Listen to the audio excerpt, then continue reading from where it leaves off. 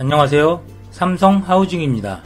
이번 영상은 저희에게 건축 문의를 주시는 많은 분들이 자주 하시는 질문에 속 시원한 대답이 되는 영상을 다루어 보았으며, 이번 영상 역시 예비 건축주 분들에게 많은 도움이 될 거라 믿습니다.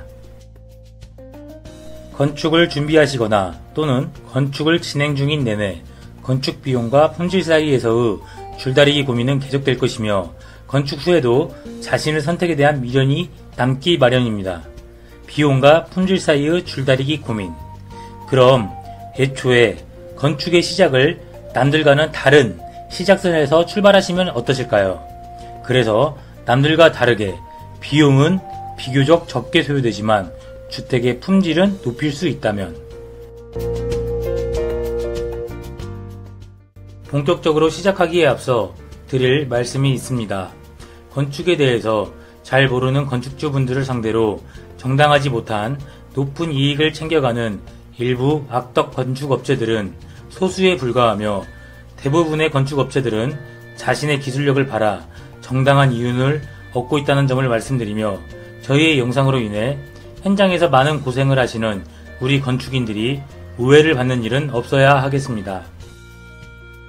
자, 대부분의 예비 건축주분들이 주택을 건축하기 위한 견적을 건설업체에게 의뢰하게 되면, 건축주님, 저희 회사는 평당 얼마에 집을 지어드리고 있습니다 라는 식의 평당 견적을 받게 됩니다.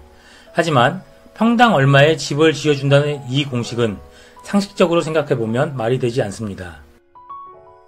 새로 짓는 아파트 등의 광고 홍보물을 보면 평당 얼마 라는 광고 문구를 흔하게 볼 수 있습니다. 모델하우스를 만들어 놓고 구조나 옵션, 마감재 등을 미리 정해놓은 아파트는 이런 가격 산정이 얼마든지 가능합니다. 가능한 이유는 이미 건축에 사용되어지는 세대별 건축 자재가 모델하우스에 시공되어 있는 것으로 정해져 있기 때문에 평당 얼마에 분양해드린다는 공식이 가능한 것입니다. 하지만 개인이 짓는 전원주택은 이러한 일괄적인 계산이 맞지 않다는 것을 상식적으로 알 수 있습니다. 아파트와 같은 공동주택과는 달리 전원주택은 주택을 지어야 하는 토지가 가진 개별적인 조건에서부터 도면, 골조, 창호, 실내외 도어, 마감재 등등 하나에서 10가지 모든 게 건축주들의 선택에 의해 달라지게 되고, 그 선택으로 인해 비용 또한 크게 달라지게 됩니다. 여기 C라는 건설업체 대표가 있습니다. 회사에 건축 상담을 해오는 손님들에게 평당 450만원 정도의 견적을 내어주곤 합니다. 기초와 골조 및 창호, 도어, 지붕재, 단열재, 전기, 설비, 타일, 마감재 등등 모든 건축자재 비용과 이를 시공하는 인건비 등을 모두 포함한 금액에 자신의 업체 마진을 더한 가격이며, 다른 회사들의 견적을 어느 정도 의식하여 정한 가격이기도 합니다. 하지만 이 450만원이라는 비용으로 자신의 드림하우스를 꿈꾸는 건축주들의 모든 바람을 다 들어줄 수는 없습니다. 오히려 정반대입니다. 이 450만원이라는 비용으로는 건축주가 바라는 어떤 것도 해줄 수 없으며 심플하게 집만 지어줄 수 있는 게 현실입니다. 건축주들이 자신의 회사에서 제공하는 기본적인 건축자재보다 업그레이드된 아이템이나 시공법을 요구하게 된다면 당연히 추가 비용이 발생하게 됩니다. 이러한 추가 비용 때문에 건축주들과 마찰이 빚어지기도 하지만, 이미 공사가 진행된 상황에선 건축주들은 자신에게 아무래도 약한 제스처를 취할 수밖에 없는 게 현실이기도 하며, 그동안의 경험으로 이러한 점을 너무 잘 알고 있습니다. 그럼 예초에 450만원보다 더 견적을 내어서 공사를 진행하면 어떨까 라는 질문을 할 수도 있지만, 그렇게 된다면 아마 자신이 공사를 수주할 가능성은 희박해질 것임을 너무도 잘 알기에 시 대표도 어쩔 수 없는 상황입니다. 너무 비약적인 이야기로 들리시나요? 방금 들으신 C 대표의 사례는 그나마 양심적인 경우라는 걸 아셔야 합니다. 여기 D라는 건설업체 대표는 자신의 회사에 공사가 들어오면 주택 건축 공정별로 모두 하청업체에 맡기게 됩니다. 하자가 발생해도 하청업체를 보내면 되기에 크게 문제될 건 없으며, D 대표는 자신의 업체 마진만 챙기고 공사를 수주할 수 있는 마케팅에만 집중하면 됩니다. 요즘은 건축 관련 유명 유튜버를 통한 소개 인터뷰나 광고 등이 매우 효율적인 마케팅이 되어줍니다. 하청업체의 시공 비용도 자신의 업체 마진을 제외한 금액을 내려주기 때문에 되도록이면 싸게 시공하는 업체를 선정했습니다. 앞서 설명드린 두 건설업체만의 일방적인 잘못이라고 치부하기에는 싸게 견적을 내는 업체만 찾으려는 일부 예비 건축주분들의 잘못도 없다고 할 수 없으며, 이러한 이해관계가 엇갈리면서 건축시장이 기이한 형태로 진화되었다고 볼 수 있습니다. 해당 영상을 보시는 예비 건축주분들이 업체를 찾는 과정에서 다른 업체들에 비해 싸게 견적을 내는 업체를 찾았다면 한 번쯤은 의심해보고 건축에 대한 많은 공부를 한 후 계약서 작성 시 꼼꼼히 하나하나 따져가며 작성을 하시는 게 맞습니다. 공부라고는 하지만 그리 거창할 건 없습니다.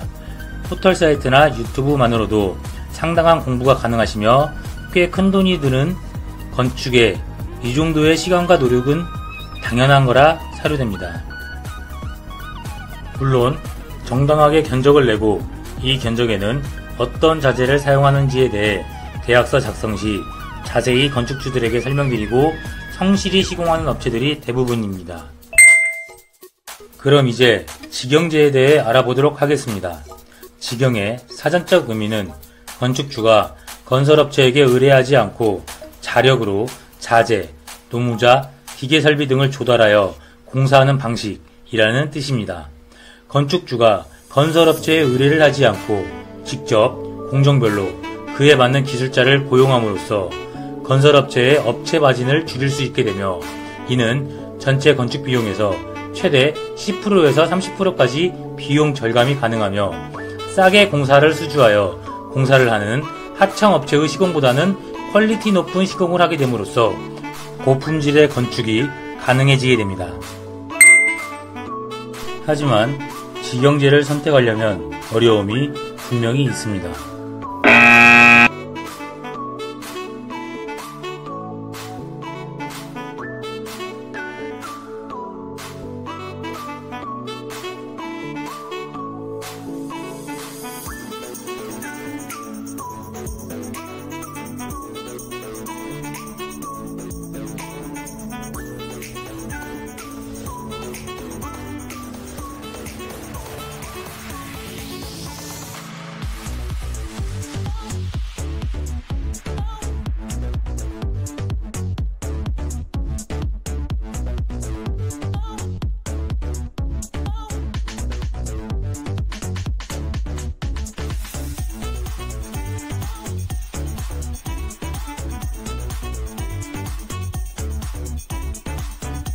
우선 직영제를 선택하시려면 건축주가 건축에 대해 잘 알아야 합니다.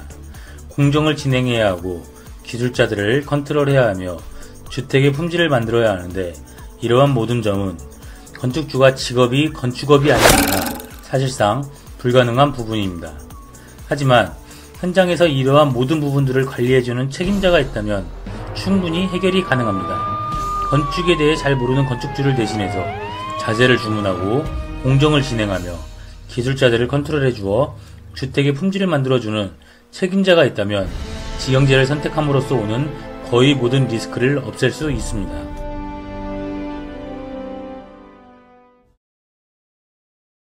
직영제를 선택하셨다면 신중한 선택이 한 번 더 남았습니다. 바로 직영제 회사의 선택입니다.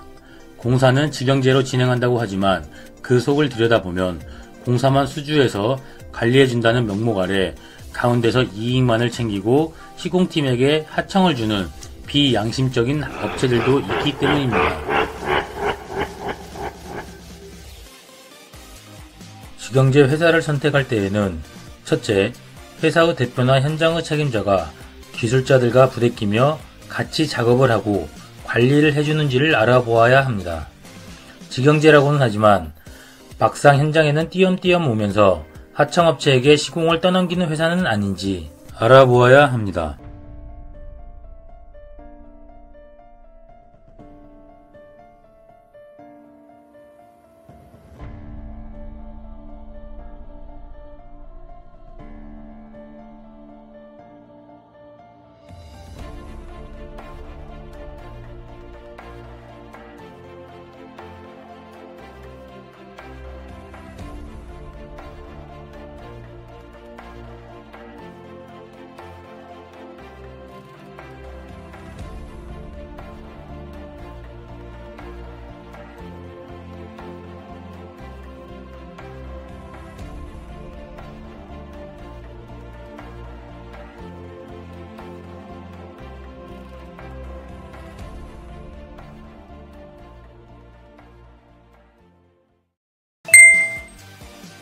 둘째, 대표나 현장 책임자가 같이 일하고 부대끼는 기술자들이 오랜 시간 같이 일해온 팀인지가 중요합니다.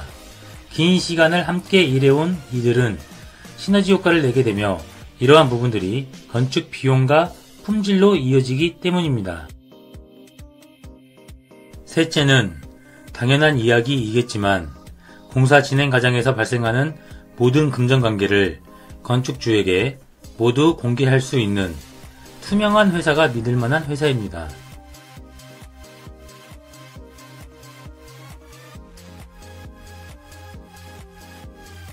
요즘 유튜브에 보면 잘못된 시공사를 만난 덕분에 돈은 돈대로 버려가면서 마음고생을 하시는 분들의 사연이 많이 소개되고 있습니다.